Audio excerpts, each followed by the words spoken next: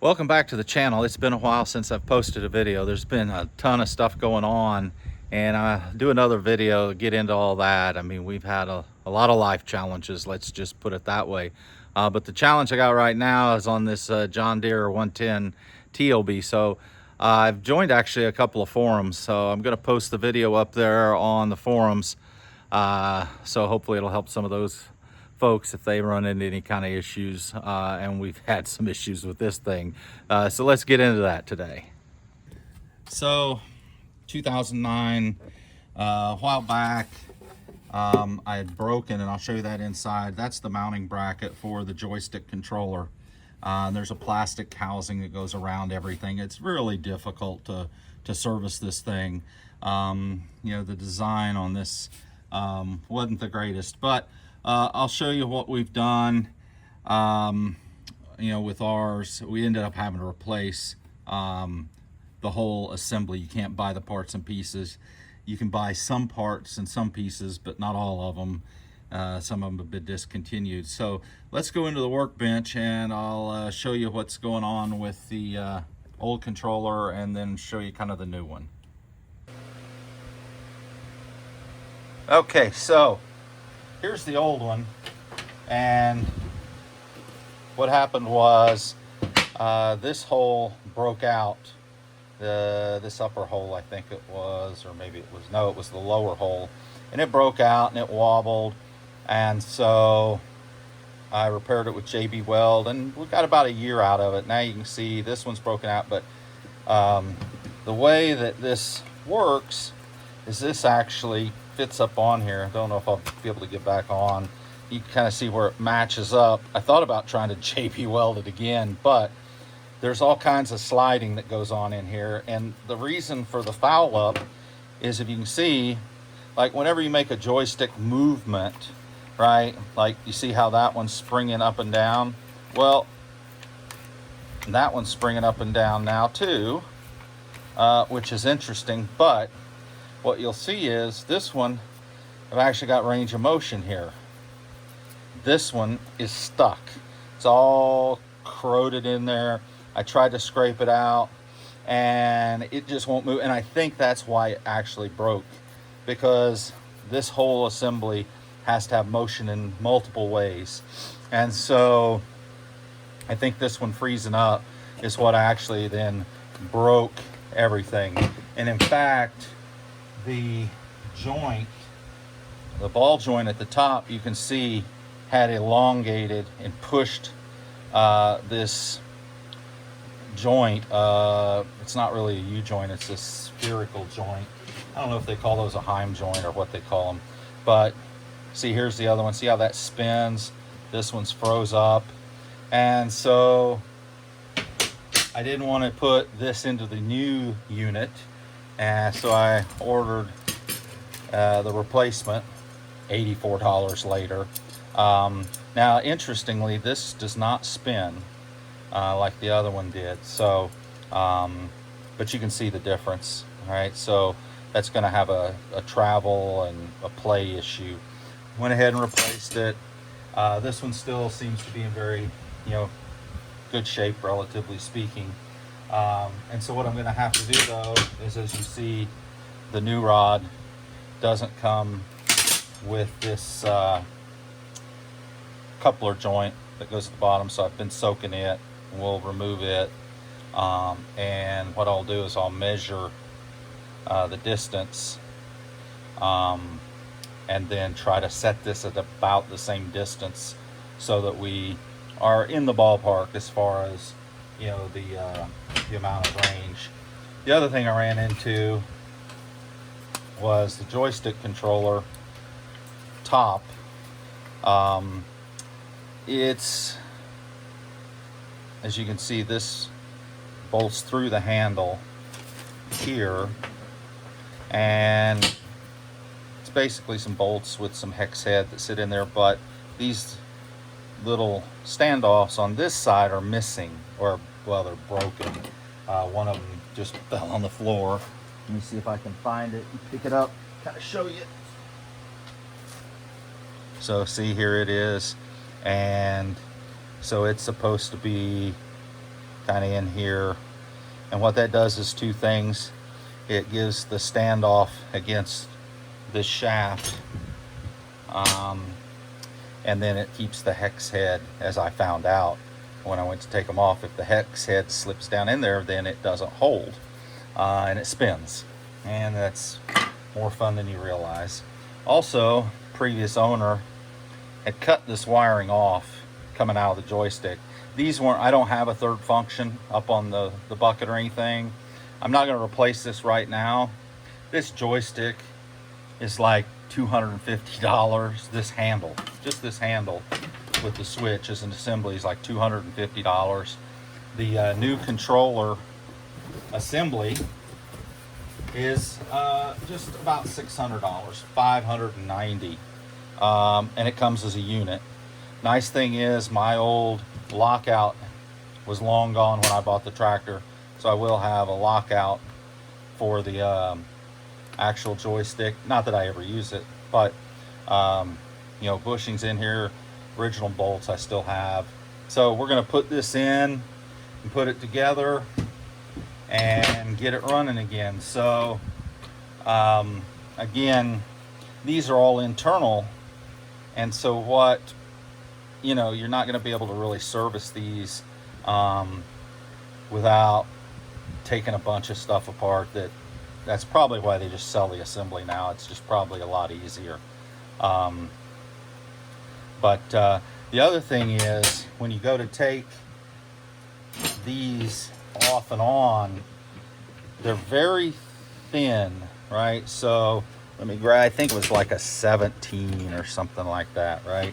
And so the problem is, you put your wrench on there and you got no room to put the next wrench on to tighten, you know, this nut. So what you have to do is, if you don't have, bear with me here, got them in here somewhere. So I got a bunch of different little mini tools. Like this is for a die grinder.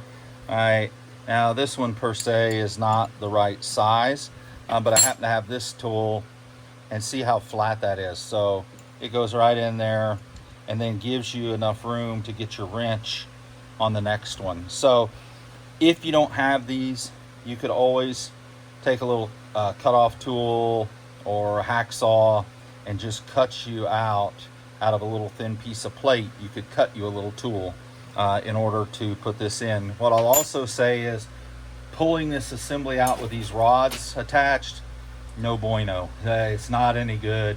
It's very difficult. I was able to do it, but I knew at that time that I pulled it out, I had to twist it. It was a good thing this was broken, because it had a lot of play, and so I was able to get it out, pulling it all up through the top. But that's not going to work putting the new one back in. So this will have to be installed, and then the rods will have to be fed in up from the bottom. They'll have to be coupled to, you know, their linkages, and then this will have to be screwed into the receptacle. And what you'll also see is, right now those are way up inside, right? No way to get a wrench on it. So in order to couple it, and this must be in lockout right now, I guess. There we go. So in order to couple it, once you have it mounted, then you're going to have to pull the lever like that to get it to protrude, and then you're going to have to connect the linkage rod to it. So it's going to be a real fun fest, and let's get to it. So when I compare these, they're slightly different in their bends, just slightly. So what I've done is I've just basically putting the ball in equal, and then kind of the final connecting end equal. And so what I'm going to do is I'm going to measure how far down this nut is from the end. Looks like the top of the nut, let me go here where I can see it a little better.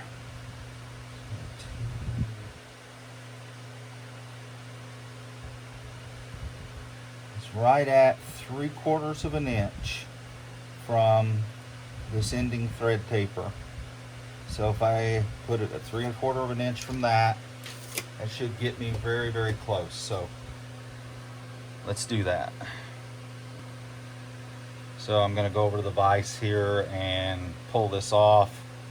Have to have 2 wrenches, one to hold this, the other to back the retaining nut off, and hopefully it'll just unscrew. Okay, so I got it off there, off the old rod. One thing I didn't mention, but I had to go back and look at the video, is I want to try to line up this fitting. This was pointed down for the most part, so when I put it on the new one, that'll get me in the ballpark. I may have to adjust it. And just for reference, the nut is a 13 and the sleeve is a 12 millimeter. So let's get this stuck on, and recall we wanted it 3/4 of an inch from the taper. So we'll just go ahead and run this up to where we know, tape measure, a 3/4 of an inch. I'm doing it down here because, you know, it's hard to get accurate here. So 3/4, so right about,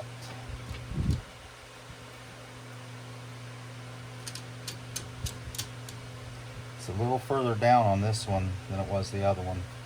They're not quite exactly the same, but all right, that's right at 3/4. We'll double check it here in a second. Now we're gonna thread this on and get it up to where the nut is at 3/4, and then we'll double check everything, because when I go to make this point down, it may not be right at the nut. It's pretty close. Alright, so there's down, so then we'll just go ahead, give that a little extra. For now, we'll just go ahead and snug it up. There we go. So that one now should be all set. So again, we won't put these on.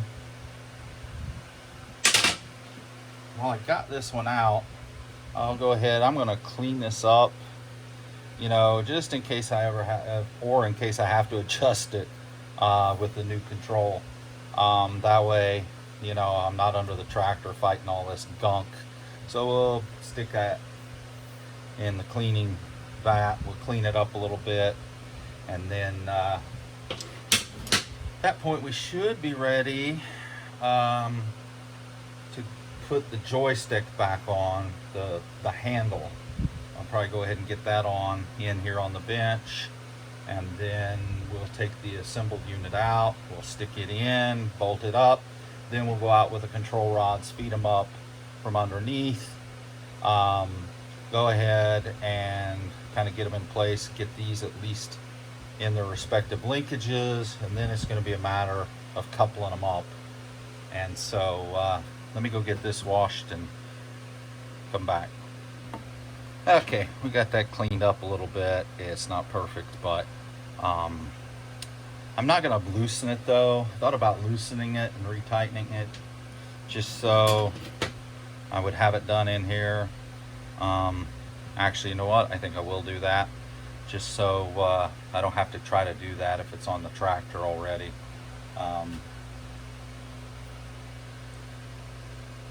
Also, I'm going to relabel everything. You know, I had this marked as front, and this was rear.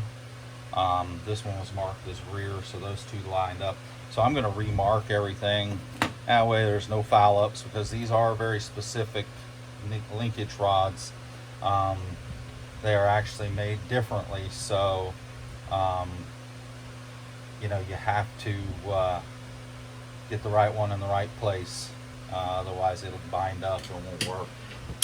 Alright, let me get these marked up and be right back.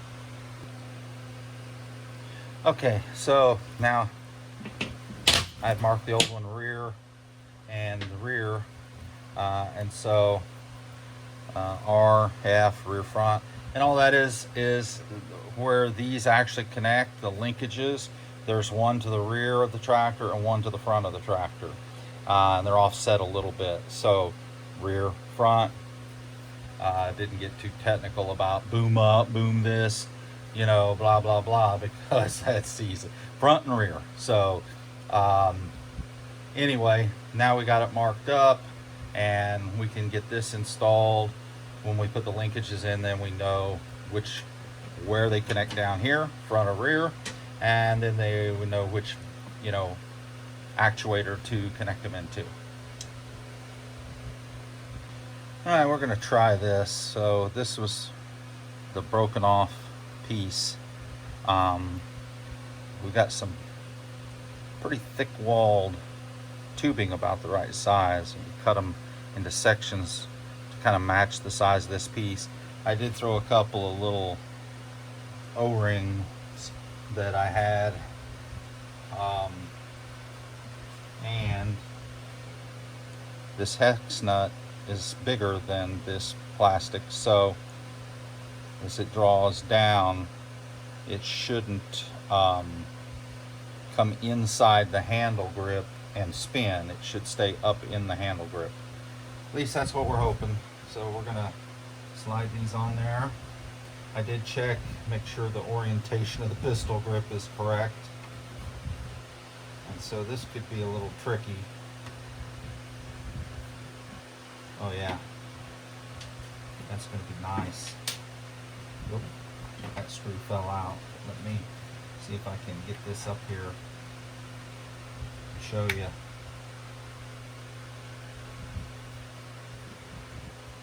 The plastic tubing sleeves. This one's protruding a little, but it won't once I get it tightened down. And so that should work. So let me get these tightened up and see how it does. Okay, ran those down. You can see, hopefully, that the nuts are still within that hex in the plastic. These two screws, don't overlook those to hold this part. And there's actually another screw that's way down in here. There's 3 screws total that kind of hold that joystick handle. Well, that's nice and rocks. Oh, that feels really good compared to what it was. So now we get to go stick it on the tractor.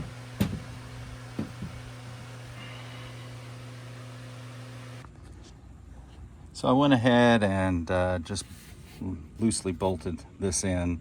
I have already threaded down through, or fished down through the rear control, and they have to go in. Don't know if you can see down through here or not. They have to fish over or around certain bars. So you have to make sure that you get it over or under or whatever each of those. So there's a little finagling, but I'll get these fished in, connected at the bottom side, and then I'll leave everything loose, and then we'll kind of get it in place, and then we'll do all the securing. Okay, helps if I know my front from my rear. It took me a while. I couldn't figure out why this stupid thing wouldn't fit, and I had them crossed. I was looking right at the tags and had them crossed up. So now I don't have these all the way tightened in, but I can see that I've got control. So I'm gonna start it up here and we'll see what happens. Everything's finger tight right now, so I just want to make sure. Oh yeah, we got bucket up. Oh, we got bucket tilt. So nice. We got bucket, and so we got up and we got down. Oh yeah, once I get this all snugged up, it's gonna be really nice. So that's it. everything's in place now. I just got to snug it up. I'll grease some of those ball joints and stuff too. I gotta, once again, right, I gotta push this down, and then I gotta use 2 wrenches to tighten that. Then I gotta do the same with this, and then that'll be that. All right, I just got these upper control arms tightened up. Once again, I kind of have to push and get it to protrude, and then use that little thin tool to hold the one side, and then you may have to have a second set of hands. Whoop, bucket down. Anyway, and then you push this side and tighten that side. So now we're going to go underneath and finish tightening those heim joints in the underside. Okay, we got the heim joints lubed and the wires kind of tied up out of the way. They were doing some work before I bought the tractor. They were having some pedal trouble, and those pedal control, I don't know if they're relays or what they are, but they have to be calibrated with a special tool by the dealer, and so they were doing some work there. I think that's how the wiring got opened up on the loom, and I don't think they put it back. They were in a pretty big rush to try to get it done to make the sale, I think. Anyway, having had the tractor for a while now, there's some springs there, and I've noticed that I have to kind of take my toe and pull the pedal, and then it'll engage between forward and reverse. Like if I'm going forward and I let off the pedal, then I go to hit reverse, sometimes it doesn't reverse. And then I'll just take my toe and lift that forward pedal that I had depressed, and then the reverse pedal works. So I think it's like one of these springs in here is just not quite got enough oomph to pull it back to where it, you know, makes the contact to say, okay, I'm disengaged. But it doesn't happen all the time, and I know the workaround, so I haven't really dove into that one too much yet. Anyway, let me pop out from under here and finish up. Oop, yeah, one last thing too, on these heim joints, these nuts on the outside were 13s, and the nut on the back side that keep the ball from swiveling is an 11, so 13 and 11 on those. But just thought I'd add that in. Okay, with that, we're buttoned up, and I'm gonna go out and go back to work. First, I gotta clean up all of our tools, put away my knee pads. When you get old, getting up and down off this concrete, and I like to wear shorts here in the South. It's pretty hot, even though we're now Labor Day and we're starting to see a little cooler weather. The knee pads help getting up and down on this concrete, and when you get old, that's one of the things that happens. So, hope you found the video informative, or at least helpful if you got one of these and you're trying to work on this joystick assembly. Just be advised that most of the parts are no longer individually available. You got to buy the assembly. That's kind of how then to replace the assembly. I don't think I've really seen any videos out there. I think Bill St. Max had one on the joystick bracket, but not actually replacing the joystick. So that's how it's done. There's probably a lot of people out there who can do it a lot faster and a lot easier than I can, but hopefully you find it helpful. Don't forget, like, share, subscribe to our channel. It doesn't cost anything. It helps us out, and we'll try to get back on the video train here after a little bit of an absence. Thanks for watching.